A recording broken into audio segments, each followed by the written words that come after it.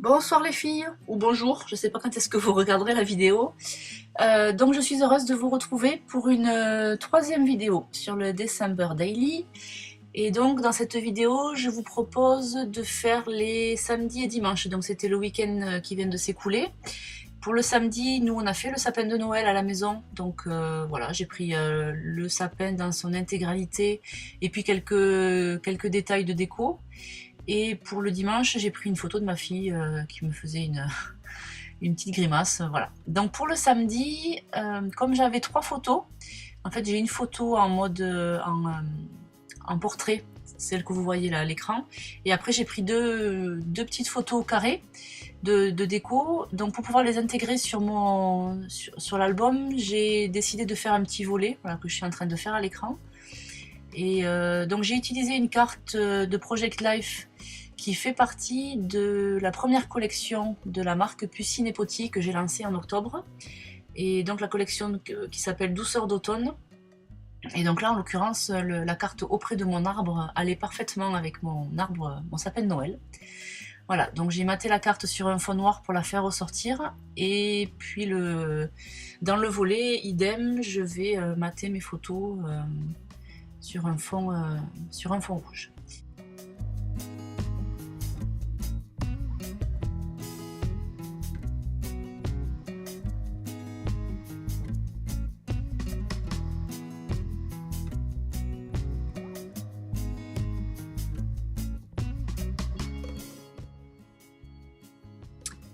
Et pour décorer la photo du sapin, j'ai utilisé des cadres que j'avais découpés à la frame punchboard.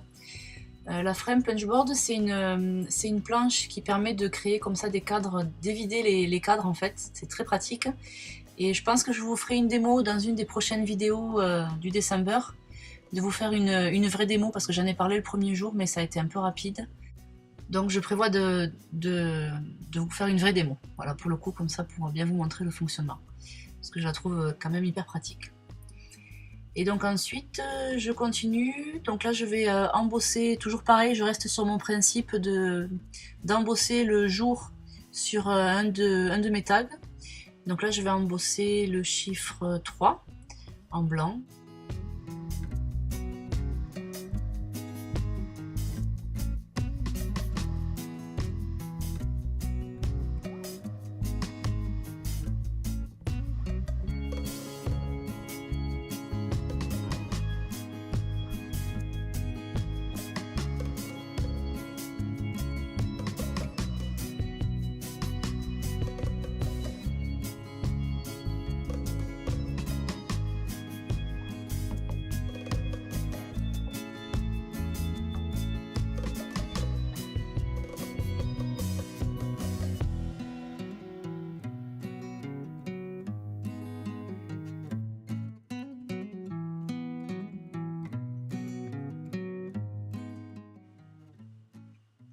Et là, pour coller le mot que j'ai découpé à la Big Shot, j'ai utilisé un feutre colle, mais il existe quelque chose de beaucoup plus pratique.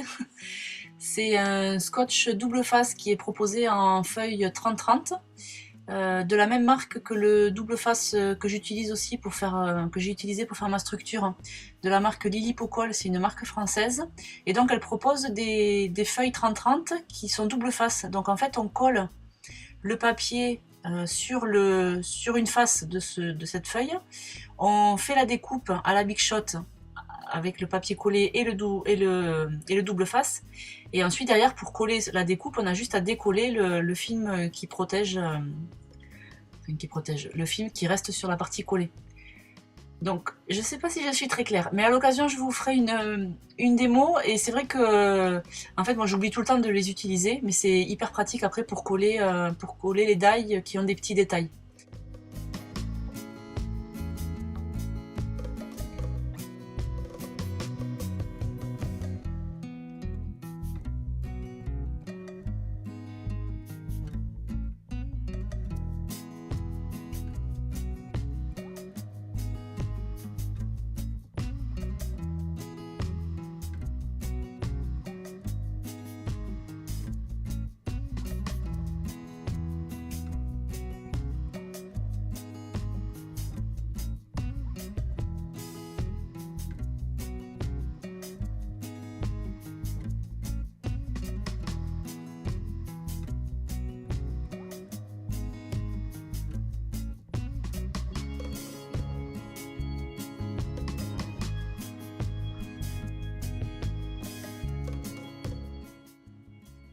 Et voilà donc la fin de cette page du samedi 3 décembre.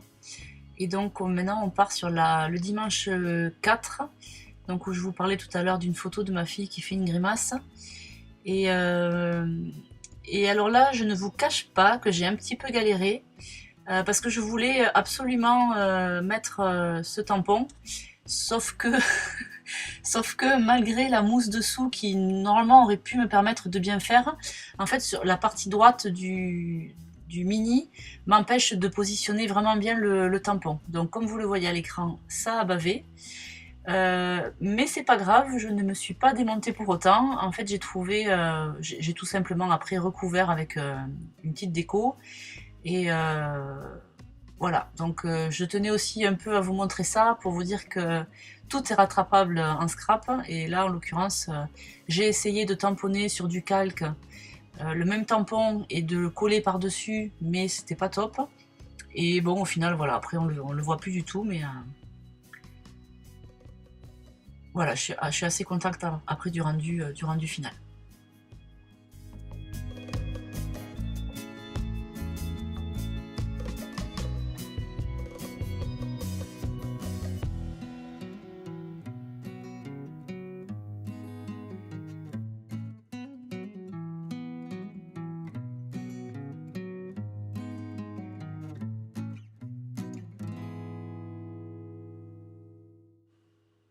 Et là, donc, je suis en train de mater mon embellissement, ce que je vais venir coller pour cacher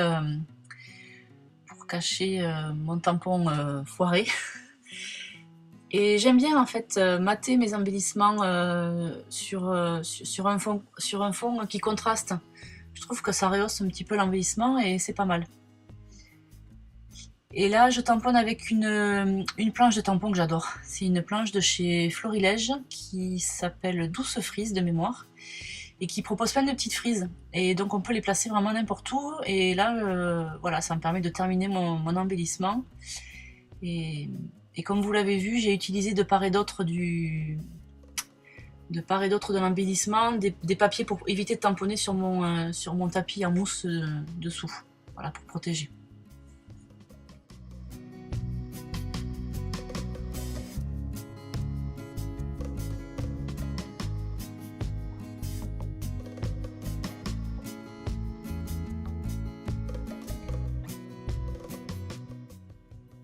Et là aussi, on voit que ça a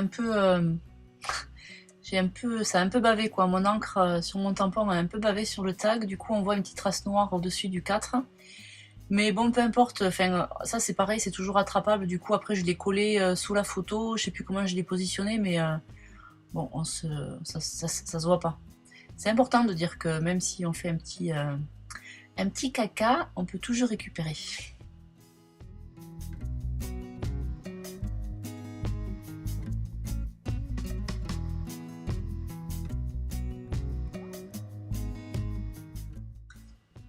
Et là, pour finir ma page, avec un stylo Versamark. Donc je rappelle que la Versamark, c'est une encre qui colle et qu'on utilise pour embosser.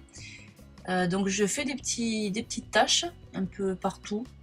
Et je viens chauffer, je mets de la poudre blanche et je viens chauffer. Ça fait un peu un effet neige. Et voilà, pour finaliser le tout. Donc j'espère que cette vidéo vous aura plu, vous aura peut-être donné des idées.